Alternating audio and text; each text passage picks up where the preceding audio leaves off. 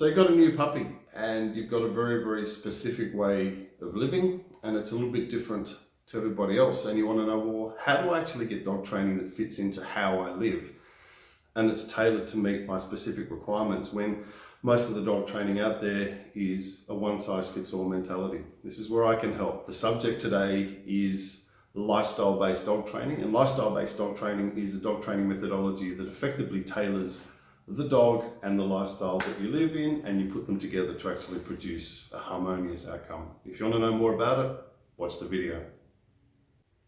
Welcome to Canine IQ, Dog Obedience and Behaviour Modification. This is the home of factual science-based dog training. I'm Claude Bertoni.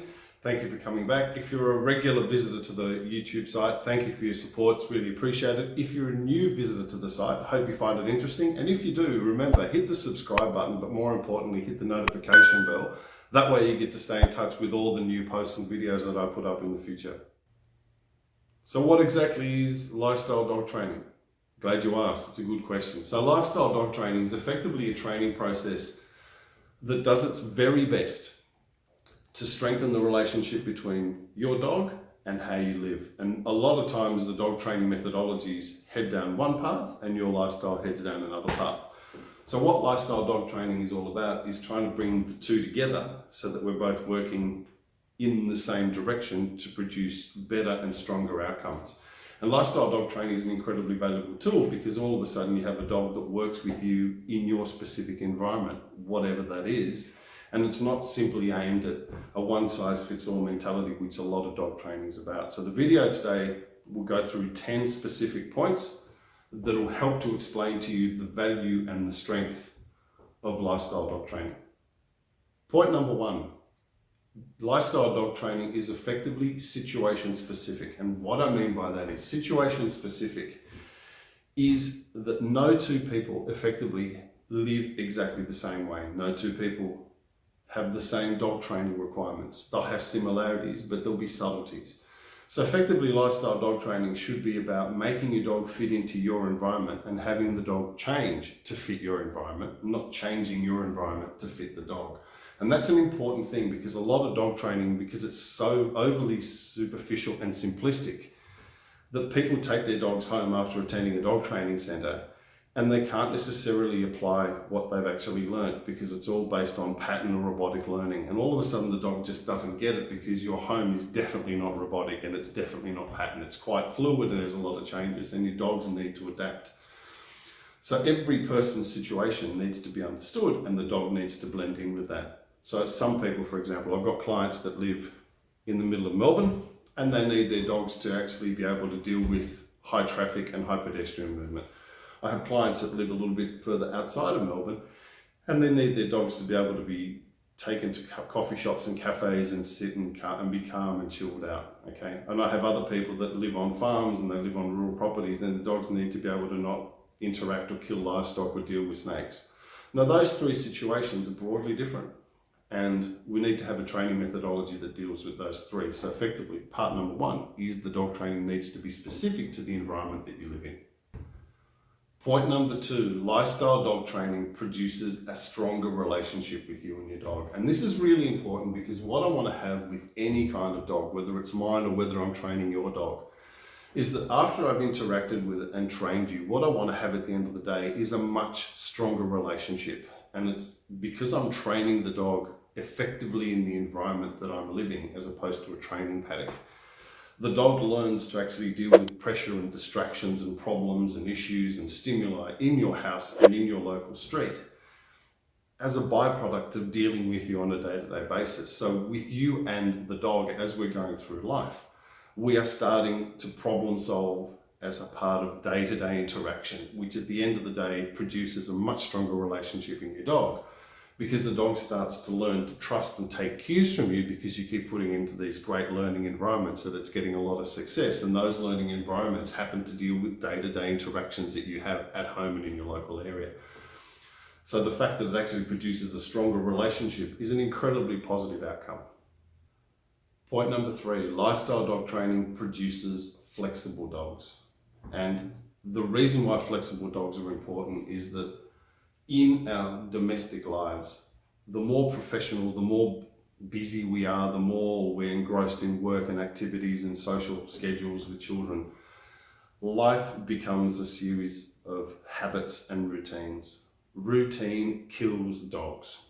It actually ruins them, because the problem with routine is it produces expectation. If expectation isn't met, it produces frustration. And then if frustration turns up, then we've got a dog that's actually not happy and it's looking to remove that frustration somehow. So the whole thing about lifestyle dog training with regards to interaction with us is to produce a large amount of flexibility where the dog learns to deal with changes in the environment. And in fact, what I try and get people to do in the context of day-to-day living is to mix up their routines quite often and have the dogs adjust and be flexible. So effectively, dogs don't know when they're getting fed, they don't know when they're getting walked, they don't know when they're getting attention. They know they'll get it, they never miss out on it. But the schedule that it's delivered in is completely varied and flexible. So the dog goes through life going, it's not time to go for a walk. It'll happen. And then all of a sudden we've got a happy, relaxed, calm response in the dog. And the same thing goes for when we go for a walk.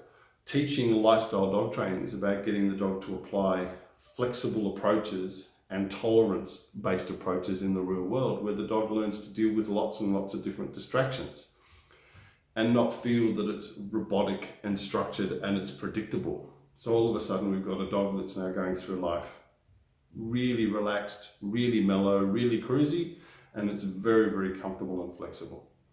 Point number 4, lifestyle dog training produces proactive dogs.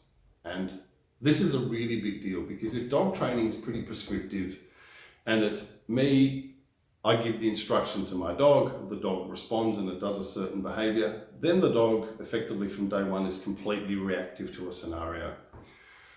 And being reactive to a scenario is okay, but it makes the dog stop thinking. So the whole thing about teaching dogs to behave with us in the real world and in our home environment with regards to lifestyle training is to get the dog to start to think, well, how do I have to think in this environment? And because we're training the dog in the context of living with us day to day in the house and on the street, the dog is continuously working with us and trying to figure out how to get the best out of what we want from them and how to get our interaction with them to strengthen their behavior, to make them feel good. So we now have the dog that's actually working with us going, what's next? What's next? How can I help you? What can I do? How do you want me to work with you? And the reason why this is important, it comes from how I train dogs to do work for the service agencies. You have a look at a police, prison or military dog, and I'm always harping back to these kinds of dogs. These are the ultimate dogs because they're effectively great potential family dogs, but they're dogs that actually think on their feet and look at scenarios to actually problem solve as opposed to scenarios to do destructive behavior. So lifestyle dog training is all about putting the dog into a situation that it actively or proactively thinks how to get the best out of you to get best personal satisfaction for itself going forward in every scenario. Point number 5, guys, lifestyle dog training produces confident dogs. Now, we can never have a dog that's overly confident. In fact, confidence is one of these things that we need to keep pushing and developing right the way through the dog's life. So the first 14 to 16 weeks is all about getting the puppy to remove fear of a lot of different objects and a lot of different stimuli, a lot of different scenarios, so that when it becomes an adult, it's much more able to deal with pressure. Lifestyle dog training is about taking that concept of what we had as a puppy and extending it right the way through the dog going through as an adult, because what we want to do is to develop confidence in every scenario. And the reason why lifestyle dog training is great with regards to this is every single time we're picking up the lead, whether it's be in the house or on the street, we're looking for scenarios to train the dog, and we're looking for scenarios to actually strengthen the confidence.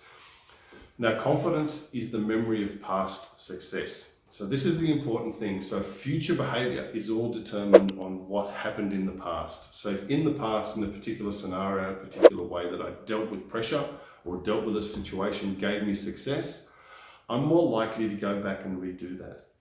And if past scenarios where I did stupid behavior led me to failure, I tend to remember that as well. So what we try and do with lifestyle dog training is to put the dog into as many positive scenarios as possible, where the pup or the dog learns to make really good decisions that alter the way things happen in the future. So what the dog learns is, if I follow the patterns or the structures or the guidelines that you've given me, they will never lead to failure. And every single time I do that, I get more and more and more confident. It's like a great athlete. The stronger your fundamentals are, the higher degree you can actually play your sport. And what we try and do with lifestyle dog training is give the dog problem-solving fundamentals with you on a day-to-day basis that it can carry through for life. So confidence, incredibly important. Point number 6, lifestyle dog training entices people to use multiple reward structures. Now, this is a really important one. A lot of people get stuck using one particular reward methodology. And while I don't have any problem with any one reward methodology, positive reinforcement is positive reinforcement. It strengthens desirable behaviors.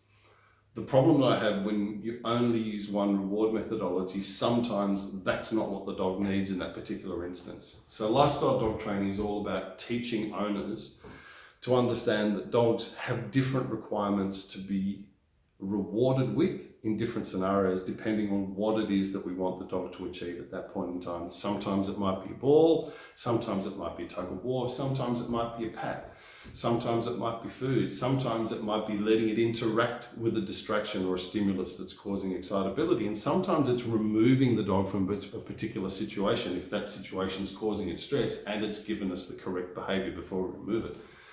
So understanding that there are many different types of reward structures is really important going forward in training, because these are the foundation stones that we need to apply with regards to lifestyle training, where through confidence and through exposure with us on a day-to-day basis, we as trainers are learning to utilize a myriad of different reward structures that are specifically appropriate at that instance in that situation to strengthen the behavior. And if you have a dog, and this is one of my favorite sayings, if I'm your dog and I've just done an amazing behavior and I've got a specific need and you give it to me, the dog goes, amazing.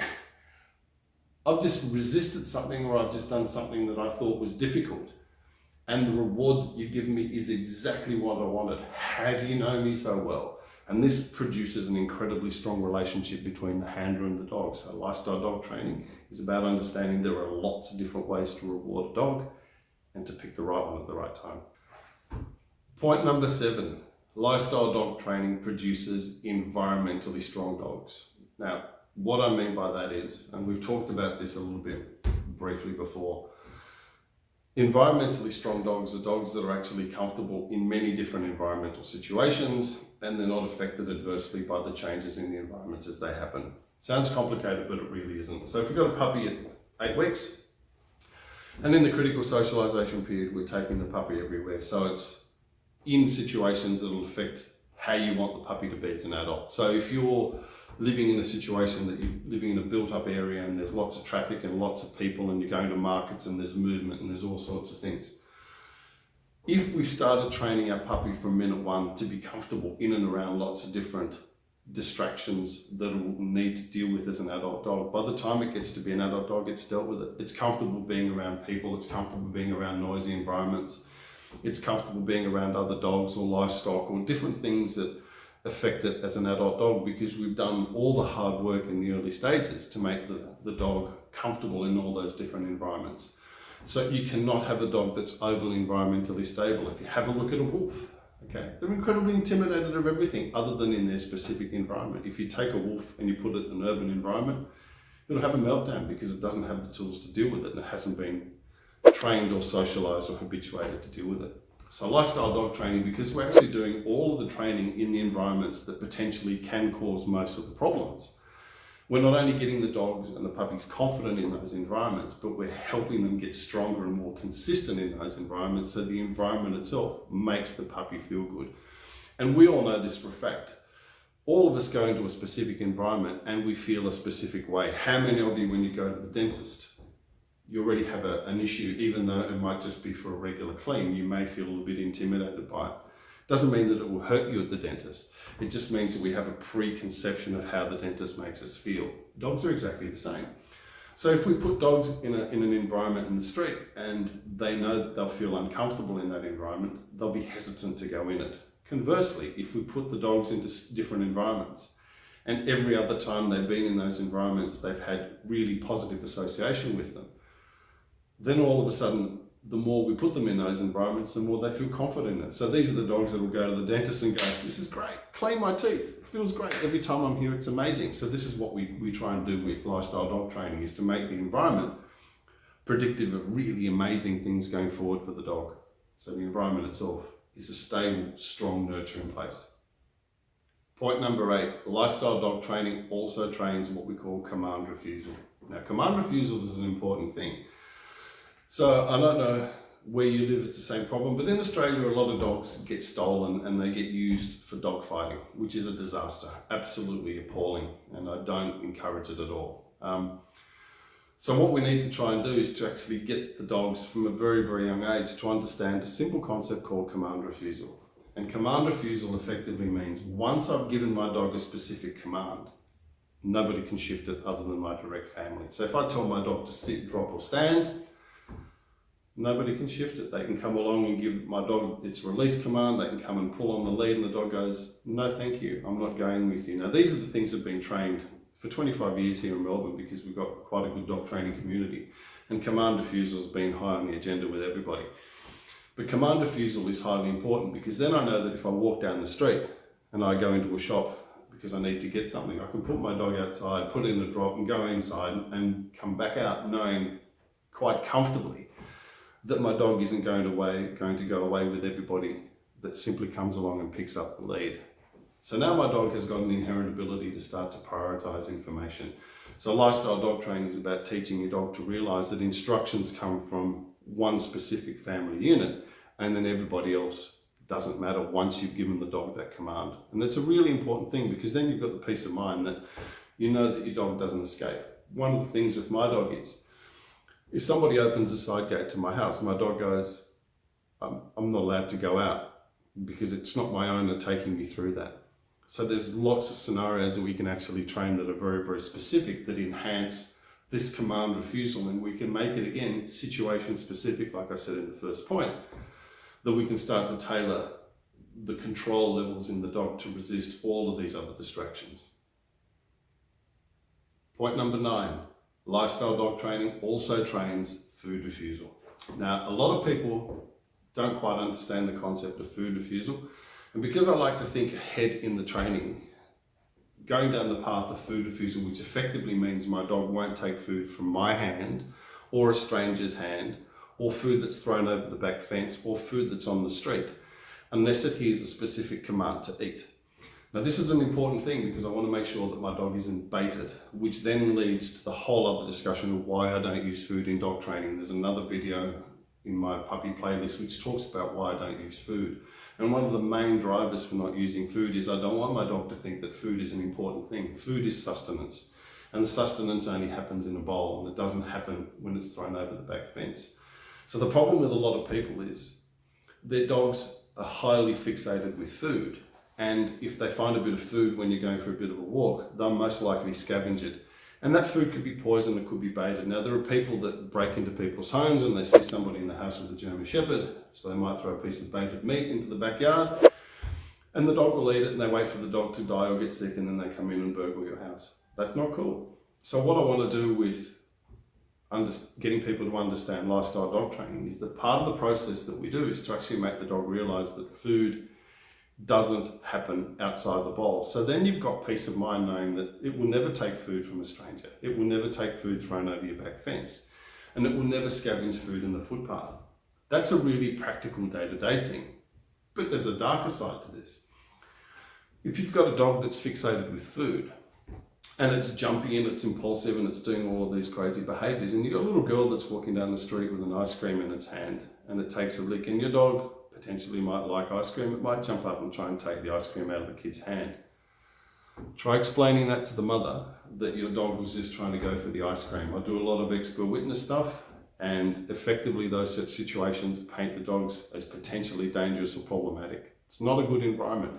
So once we've trained the dog to actually resist the whole impulse around taking food, and the food only happens in a specific way of eating, which is in a food bowl, then the dog doesn't want to go up to people to take food, and you know that it's going to be safe around children, which do all crazy stuff with food when they're around dogs. So all of a sudden we've got a safe and predictable dog in lots of different scenarios. Point number 10, and this is the last one and possibly the most important one. Lifestyle dog training produces limitless learning.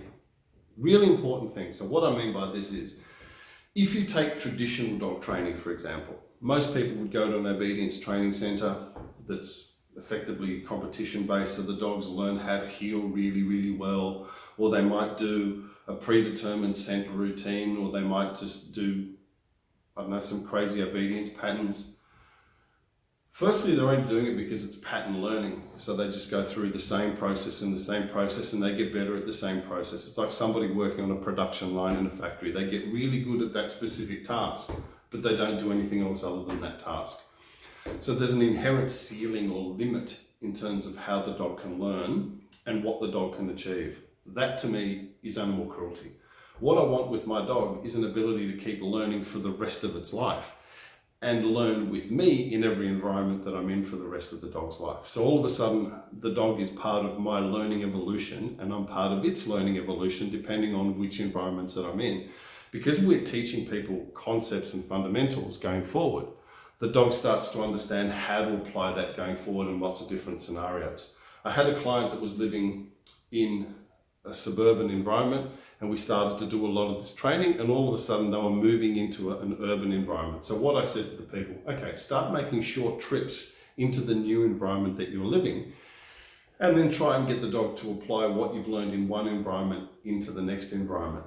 They did this for 3 weeks in a row, a couple of times a week before they moved in, and then when they finally moved into the new environment, the dog went, I know this, we've been here before. Everything that we learned in the previous environment applies to this one as well.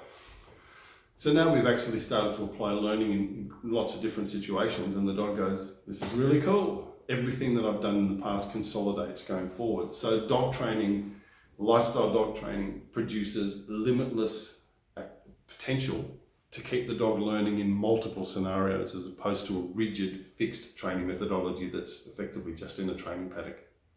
That was the video on lifestyle dog training. I hope you found it beneficial, and I hope you learned something out of it. I find it absolutely fascinating because after 25 years of training and teaching it, dogs still amaze me, and they produce some pretty amazing results going forward. So if you have any questions at all about anything that I raised in this video, please feel free to leave me a comment and I'll get back and answer you. If you've had situations where you might have done some similar dog training to this, great. Drop me a comment. It'll be interesting to get some of your experiences. More importantly though, if you don't agree with anything that I've said and you find it to be quite challenging and confronting, I want to hear from you as well, because like I keep saying in most of my videos, none of us learn in a vacuum, and it's good to get everybody's opinion, positive and negative, about all the training, so that we can learn to be better dog trainers. At the end of the day, good dog training is about having an open mind, and then having that open mind to apply good learning methodologies to our dogs. Hope you found it interesting, folks. Thanks again for your time. So did you like the content? If so, please hit the subscribe, like and share button, and don't forget to hit the bell button for future notifications of any new videos. Thanks for watching.